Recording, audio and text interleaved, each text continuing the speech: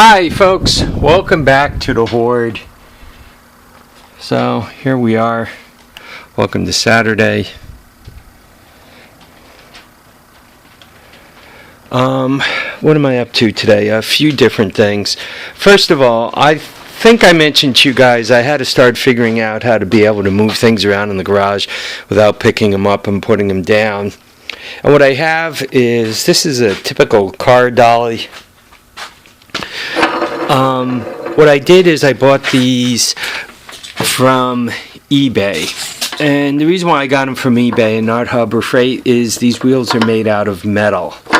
The ones from Harbor Freight are made out of plastic. Okay, you get 4 of these things,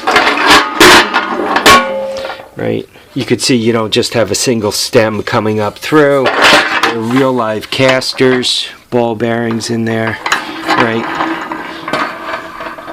So, and we got the bridge thing here to keep this whole thing from doing the bendy thing.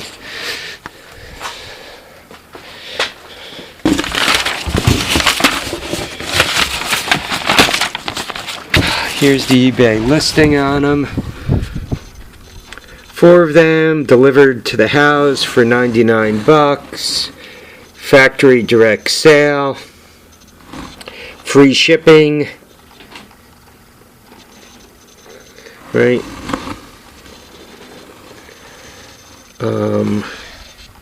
Now what I did was, obviously I could put a tire, right, 1 tire in each one of those and roll this thing all over the place, but this thing weighs about 500 pounds at the most. So I used this is obviously a 2x6, 2x4, 2x4. This is all scrap wood, some pine, and then I just put a little piece of pine across the bottom to make it all bridge. And you know, I mean, this is how easy it moves, right? Because, you know, picking this up, putting it down, picking it up, putting it down, much too much work. Homie's getting old for that. To get it up on here, I just took my jack, right, and put it under the trailer hitch, pumped it all up, and, you know, rolled this under it, and there I am.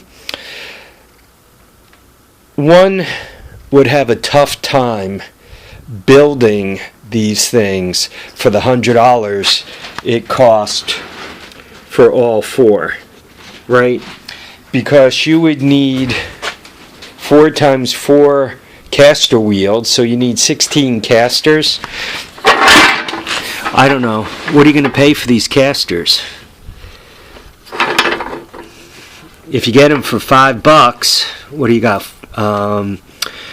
30 and 50 is $80. You got $80 in casters if you get them for $5 each.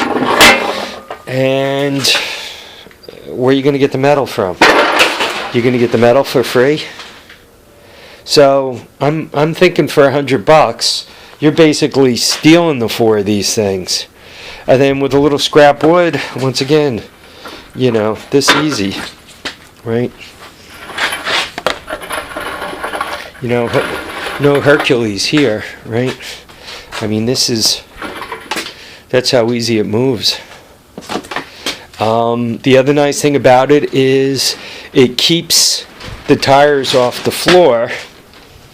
And for those of us who store a lot of all-terrain vehicles, unfortunately from sitting on the floor, I think the rubber pulled some of the calcium out of the concrete, and it's not good for the tires. It kind of dries them out. I think the concrete pulls some of the moisture out of the rubber, and between the 2 of them, you're killing your tires. The other thing is, when you're up on a cart like that, you got the weight off the tires, and if you got a 4x4 like this, it's much easier to spin it around on the cart than to go backwards and forwards with the full-time 4-wheel drive. The tires are fighting you. So I'm thinking this is a nice solution.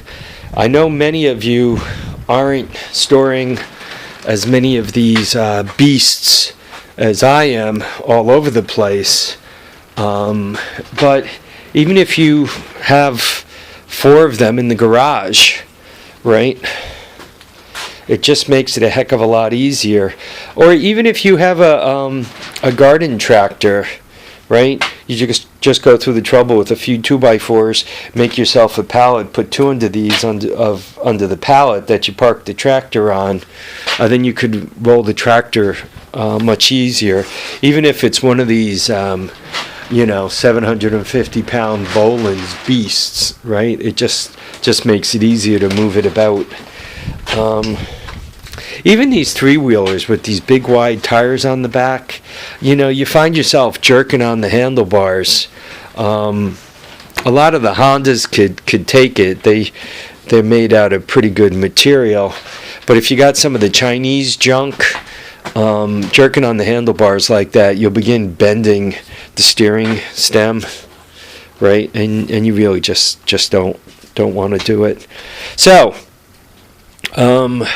once again, you're looking at $100 for 4 delivered to the house. This is who they came from. Factory direct sale.